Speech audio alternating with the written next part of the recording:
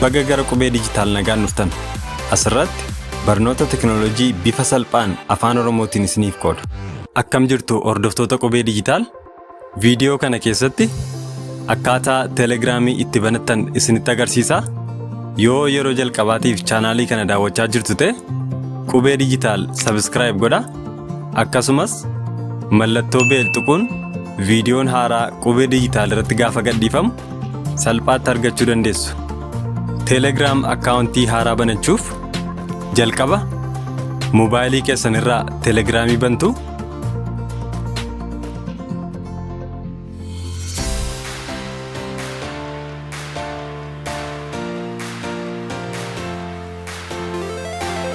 Itti aansuun Start Messaging isa jedhu irratti tuqxu. Sana booda bakka kanatti biyya keessanii fi lakkoofsa bilbilaa keessan akka isin gashitan isin gaafata. Kanaaf kaantirii bakka jedhu irratti tuquudhaan biyya filattu. Itoophiyaa keessa jirtu yoo ta'e Itoophiyaa filattu. Biyya biraa jirtu yoo ta'e immoo biyya keessa jirtan sana filattu jechuudha.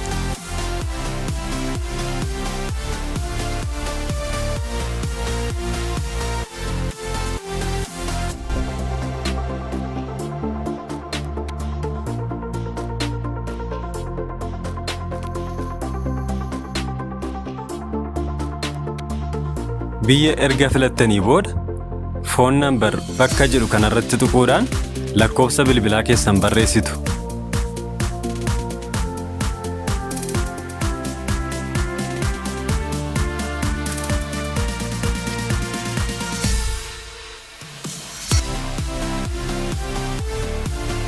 Lakkoofsa bilbilaa keessan barreessitanii yommuu xumurtan xiyya kanarratti tuqxu.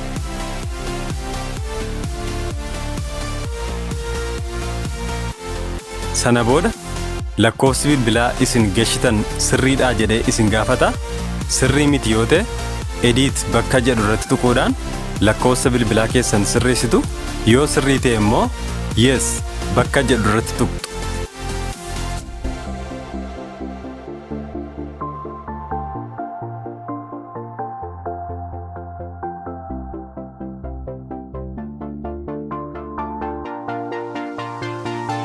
Itti aansuun iimeelii keessan isin gaafata. Telegiraamiin kooddii isiniif erguuf iimeelii keessan barbaada waan ta'eef iimeelii keessan gashitu. Yoo iimeeliin qabdan ta'e akkaataa iimeelii haaraa itti banatan diskiripshinii viidiyoo kanaa jala isiniif kaa'eera. Kanaaf viidiyoo sanarraa ilaaluun iimeelii haaraa banachuu dandeessu. Yoo iimeelii qabdu ta'e immoo iimeelii keessan bakka kanatti barreessitu.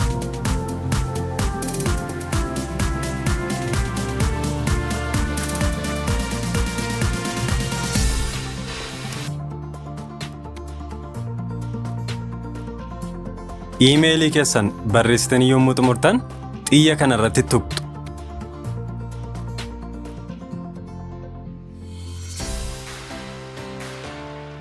Itti aansuun verification kooddii isin gaafata. Verification kooddii kana immoo bakki isin argachuu dandeessan iimeelii keessan keessaati. Kanaaf verification kooddii kana argachuuf iimeelii keessan deemtanii bantu.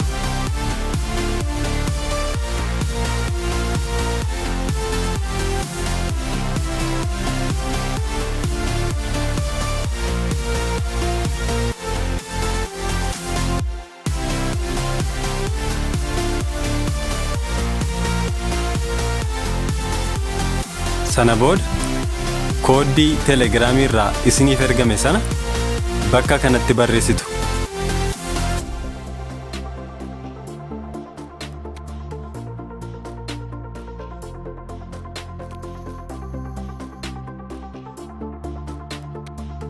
Itti aansuun ammas Telegiraamiin kooddii lakkoofsa bilbilaa keessan irratti isiniif ergaa. Kanaaf kooddii Telegiraamii irraa isiniif ergame kana argachuuf miiseejii keessa seentanii erga ilaaltanii booda bakka kanatti barreessitu.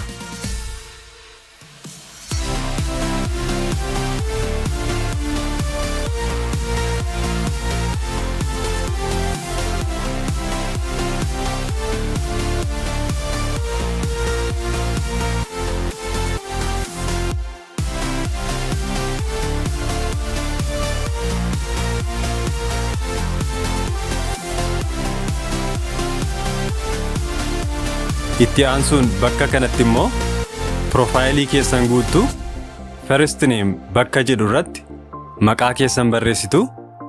Akkasumas last name bakka jedhu irratti immoo maqaa abbaa keessanii barreessitu.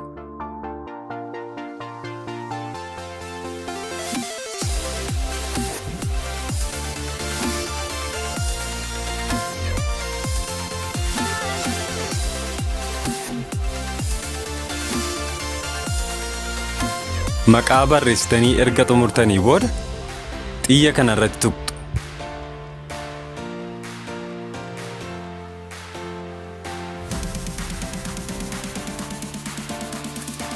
Akkaataa kanaan akkaawuntii teelegiraamii salphaatti banachuu dandeessu.